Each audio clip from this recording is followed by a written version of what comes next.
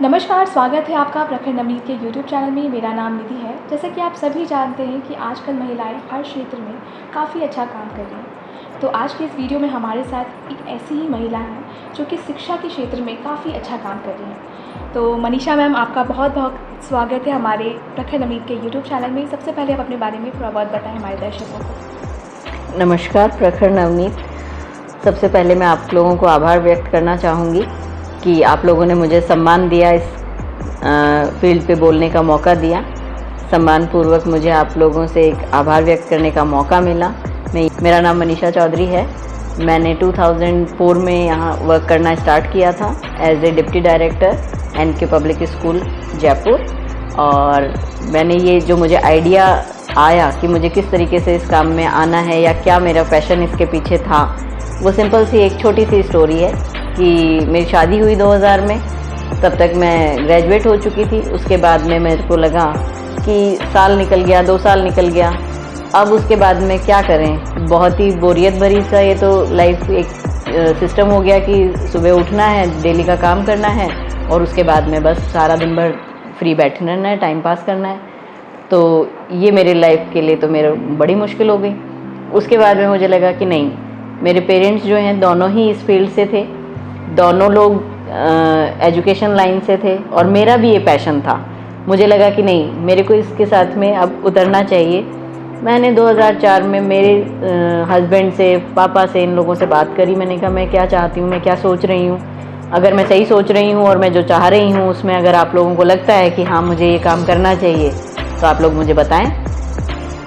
दोनों तरफ से हाँ मैं शामिल हुई कि हाँ ठीक है तुम जो कह रहे हो, क्योंकि फादर का स्कूल था 1985 से मुलीपुरा में। और मैंने अपने विचार व्यक्त किए। मैंने कहा पापा मैं अब फ्री नहीं बैठ सकती हूँ, मेरे लिए तो बड़ी मुसीबत हो गई है, मैं टाइम पास नहीं कर सकती इस तरीके से। पापा ने सपोर्ट किया। हस्बैंड से मैंने बात की, मैंने कहा मैंने बात कर ली है, मैंने कहा अब आप मुझे सपोर्ट करें थोड़ा सा तो मैं इस लाइन में उतरूँ। और जहाँ तक मैं यहाँ को देख रही हूँ, बेसिकली जहाँ सांगानेर में स्कूल जहाँ सिचुएटेड है, तो हमें लगा कि नहीं, हमको यहाँ पे एक अच्छे ऑर्गेनाइजेशन की नीड है। तो 2004 में मैंने यहाँ से काम करना शुरू किया और इनिशियल स्टेज पे तो हमने एक प्राइमरी स्कूल ही ओपन किया था जहाँ पे 6th क्लास तक के बच्चों के लिए हमने एडमिशन्स ओपन किए। एंड नाउ जैसे कि आप मैम बता रही हैं, और मैं कहना चाहूँगी कि 18-19 वर्ष का जो अनुभव रहा उसमें हर साल एक क्लास प्लस करते गए, साथ में सीनियर सेकेंडरी लेवल तक आए। तीनों स्ट्रीम हमने डेवलप करी यहाँ पे और आज हम 2000 बच्चों के साथ में बहुत ही बेहतरीन सुविधाएं और एकेडमिक एक्सीलेंस सभी चीज़ों में बहुत अच्छा परफॉर्म कर रहे हैं और अपनी तरफ से बहुत बेहतर से बेहतर काम करके पेरेंट्स को संतुष्ट करने की कोशिश कर रहे हैं। सबसे पहली प्रायोरिटी यही है कि पेरेंट्स को, बच्चों को, आसपास के और लोगों को, किसी को कोई तकलीफ़ नहीं हो और हम उनको बहुत ही अच्छा और बेहतर कुछ अच्छा सर्व कर सकें। मैम, जैसे कि आपने बताया कि अभी प्रेजेंट में 2000 स्टूडेंट्स हैं, तो मैम ये काफ़ी बड़ा है। तो 2000 स्टूडेंट्स से आप कैसे इंटरेक्ट करते हो, वो जानते हैं, आपसे मिलते हैं, किस तरीके से आपका इंटरेक्शन होता है उनके लिए? ये आपने बहुत ही एक अच्छा सवाल मुझसे पूछा है। बेसिकली सबके लिए चैनल है और चैनल को फॉलो करना उनका काम भी है। जैसे एक हिरार्की होती है उसी तरीके से क्लास टीचर्स हैं, इंचार्जेस हैं, फिर प्रिंसिपल हैं, उन लोगों के कोऑर्डिनेटर जो भी बच्चों के हैं। लेकिन मेरा एक नेचर सदा से रहा, मेरा जो स्वभाव है वो बहुत ही फ्रेंडली है। मैंने 2.5 साल से लेके और 17-18 साल तक के बच्चों को बहुत ही प्यार से मैं टैकल करती हूँ, बहुत ही प्यार से उनके साथ बात करती हूँ। जब तक कोई ऐसी स्थिति ना हो जाए कि मुझे उन पर गुस्सा करना पड़े, तब तक मैं बहुत ही सब्र रखती हूँ, क्योंकि मुझे पता है कि बच्चे के साथ में, क्योंकि मैं एक माँ भी तो हूँ, मैं मेरे बच्चे को कैसे हैंडल करूँगी, वही चीज़ मैं उन बच्चों के साथ में करती हूँ कि नहीं, पहले मैं उसको प्यार से समझाती हूँ, वो अपनी सारी समस्या मेरे को कहता है, मैं उसको पूरा अंदर तक डीपली उसको समझने की कोशिश करती हूँ कि हाँ बच्चा जो बात बता रहा है वो कितनी सत्य है। और उसको सुनने के बाद में मैं थोड़ा मंथन करती हूँ अपने हिसाब से कि हाँ जो बच्चा कह रहा है उसमें क्या चीज़ तो वो सही कह रहा है और क्या वो गलत कह रहा है। क्योंकि बच्चे को पालने के साथ साथ में माँ उसको संस्कार सबसे पहला देना चाहती है। सबसे पहला काम ये है कि हाँ थोड़ा कम पढ़ ले, कोई दिक्कत नहीं है, लेकिन सबसे पहला वो एक अच्छा नागरिक होना चाहिए, वो अपनी सोसाइटी के लिए बहुत ही बेहतर इंसान होना चाहिए। बिल्कुल। मैम जैसे कि आपने बताया कि ऐसे बच्चों को मैनेज करना और फिर इतने सारे बच्चों को, तो आप प्रोफेशनल लाइफ और पर्सनल लाइफ कैसे बैलेंस कर दोगे? काफ़ी मुश्किल होता होगा, आप बताएं। नहीं, इस मामले में मैं बहुत सौभाग्यशाली हूँ कि मुझे परिवार दोनों तरफ बहुत अच्छा मिला है। मेरे मम्मी पापा की अगर मैं बात करूं, बहुत ही शानदार। मेरे सास ससुर की अगर मैं बात करूं, वो उनसे भी शानदार, कि कभी उन लोगों ने मुझे रुकने नहीं दिया, कभी उन लोगों ने मेरे सामने एज ए रुकावट का काम कभी नहीं किया। उन्होंने मेरा एक बहुत बड़ा सपोर्ट सिस्टम की तरह उन्होंने काम किया कि नहीं, हमारी बेटी अगर ये करना चाहती है तो हमें उससे तहे दिल से उनका आशीर्वाद, उनका जो बात करना, उनका समझाना, ये सबसे बड़ा मेरे सपोर्टिव सिस्टम था। और मेरे को ये मैं बार बार कहती हूँ कि नहीं, मैं बहुत सौभाग्यशाली हूँ कि मुझे परिवार के लोगों में हर एक व्यक्ति इतना चाहने वाला मिला, जो कि कभी ये नहीं चाहता कि नहीं, मनीषा जो करना चाहती है सबसे पहले उसको सपोर्ट किया जाए, उसको काम करने दिया जाए, उसको डिस्टर्ब नहीं करना चाहिए, जैसे उसको अच्छा लगे उसको करने देना चाहिए। और ये सबसे अच्छी बात मुझे मेरे परिवार से जो मिली है, उसके लिए तो मैं परिवार को नहीं तो आप लोग समझ सकते हैं कि एक वर्किंग वुमेन के लिए बहुत सारे ऑब्स्टेकल्स, हर्डल्स काफ़ी तरह के होते हैं। कभी परिवार की तरफ से आ जाते हैं, कभी बच्चे की तरफ से आ जाते हैं, कभी ऑर्गेनाइजेशन में आ जाते हैं, लेकिन वो सामना मुझे कभी नहीं करना पड़ा। इसके लिए तो मैं परिवार को और सबको बहुत ही धन्यवाद करती हूँ कि नहीं, मुझे बहुत अच्छा परिवार सब तरीके से मिला हुआ है। अगला सवाल ये कि जैसे आप इतने बड़े ऐसे इंस्टीट्यूशन को चला रहे हो, उसमें बच्चों को आप सोशली कैसे इन्वॉल्व करते हो?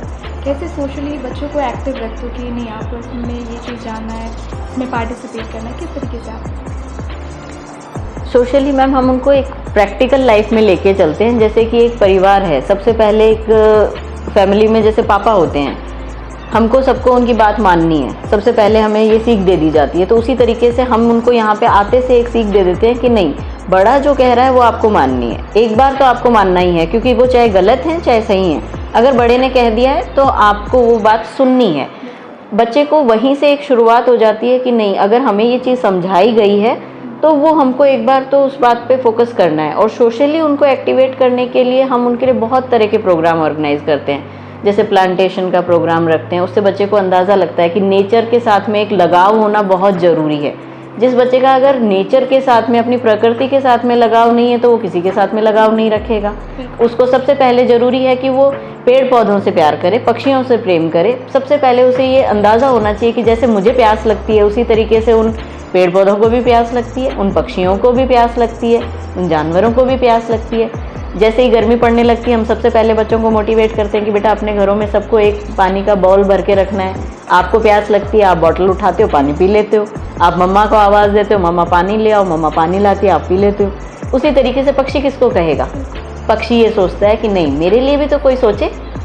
पौधा होता है, उसमें आप पानी डालोगे, आपको खुशी मिलेगी। जब वो धीरे धीरे बड़ा होगा, आप उसे देखोगे आप कि मैंने जो एक बीज लगाया था वो किस तरीके से एक पौधे में तब्दील हुआ, उस पर कैसे पत्ते आए, उस पर कैसे फल आए, और वो फल आज हम कब उनको, ये स्वादिष्ट है, ये नहीं है, ये सब कहाँ से हम सीख पाते हैं? जब हम उनको लगाएंगे तभी हम सीख पाएंगे कि वो क्या है और किस तरीके से। इसी तरीके से हम सोशली उनको हर एक प्रैक्टिकल लाइफ का एक एग्जाम्पल देते हुए उन्हें इन्वॉल्व करके रखते हैं। काफ़ी क्रिएटिव आइडियाज़ हैं मैम, कह सकते हैं कि आपके बच्चे सही में बहुत आगे जाएंगे। मैम आगे अंतिम सवाल है कि आपके अब नेक्स्ट आपका टारगेट क्या है? जैसे कि आपने इतना बिल्ड कर दिया है, 2000 बच्चे को आप ऐसे इंटरेक्ट करते हो, देख रहे हो, तो अब नेक्स्ट टारगेट, नेक्स्ट गोल क्या है आपका? नेक्स्ट मैम, एक पिछला टारगेट तो ये था कि समाज के लिए कुछ किया जाए, तो उस संदर्भ में तो हम लोगों ने एक ओल्ड एज होम स्टार्ट कर दिया है।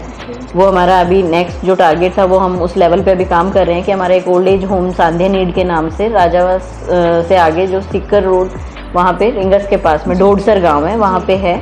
वहाँ पे हम बुजुर्गों के लिए सभी सुविधाएं और इतना प्राकृतिक उसको हमने बनाया हुआ है। वहाँ पे मंदिर भी है, वहाँ पे मेडिटेशन सेंटर भी है, और उसी दिशा में हम काम करने की, क्योंकि हमें लग रहा है कि आने वाले जनरेशन्स में वैसे हम बहुत कोशिश कर रहे हैं कि बच्चों को अच्छे से संस्कार दिए जाएँ कि उनकी ज़रूरत ना पड़े, लेकिन फिर भी हम समाज में देख रहे हैं कि उन चीज़ों की भी एक ज़रूरत आने लगी है। तो हमने एक ओल्ड एज होम की शुरुआत करी है, और अब जो हमारा एक अलग से नेक्स्ट टारगेट हम सोच रहे हैं, तो हम देख रहे हैं कि पेरेंट्स की अब आगे क्या डिमांड रहती है, किस तरीके का ऑर्गेनाइजेशन वो चाहते हैं, किस तरीके की और बेहतरीन सर्विसेज वो हमसे चाहते हैं। हम उस पर ज़रूर कोशिश करेंगे। और उन लोगों को अभी तक जिस तरीके से हम उनका फेथ हमारे ऊपर रहा है और हम लोगों ने उनको सर्विसेज दी हैं, आगे निरंतर हम उसी तरीके से उनको जयपुर में सर्विसेज देने की पूरा प्रयास करेंगे। और मैम, जैसे कि आप एक टीचर हैं और ये सवाल तो बिल्कुल बनता है कि यंगर जनरेशन के लिए आपका क्या मैसेज है?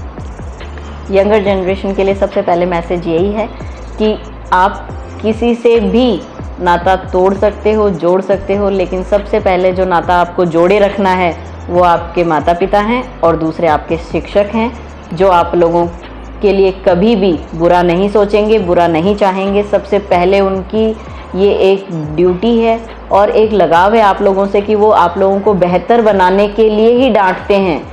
उसके आगे उनका कोई और औचित्य नहीं है डांटने का, तो उसे आप बुरा नहीं समझें कि मुझे आज डांट दिया गया। नहीं, वो आपके बेहतर कल के लिए ही डांटा गया है, चाहे वो शिक्षक हों, चाहे वो माता पिता हों। धन्यवाद मैम, बहुत बहुत धन्यवाद मनीषा मैम आपका हमसे बातचीत करने का। धन्यवाद।